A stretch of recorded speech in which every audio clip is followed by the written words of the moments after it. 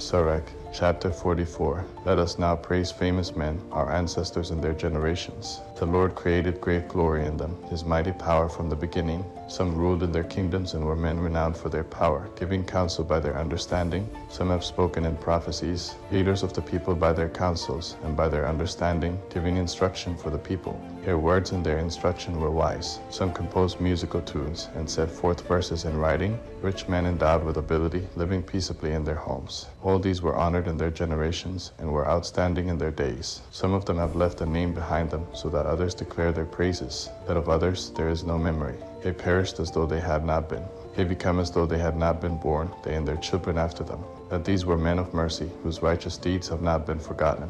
Their good inheritance remains with their offspring. Their children are within the covenant. Their offspring stand fast with their children for their sakes. Their offspring will remain forever. Their glory won't be blotted out. Their bodies were buried in peace. Their name lives to all generations. People will declare their wisdom. The congregation proclaims their praise. Enoch pleased the Lord and was taken up, an example of repentance to all generations. Noah was found perfect and righteous. In the season of wrath, he kept the race alive. Therefore a remnant was left on the earth when the flood came. Everlasting covenants were made with him, that all flesh should no more be blotted out by a flood. Abraham was a great father of a multitude of nations. There was none found like him in glory, who kept the law of the Most High, and was taken into covenant with him.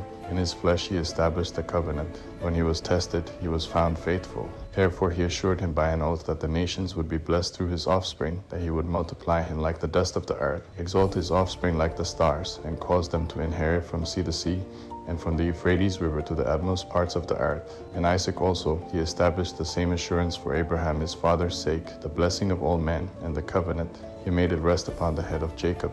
He acknowledged him in his blessings, gave to him by inheritance, and divided his portions. He distributed them among 12 tribes.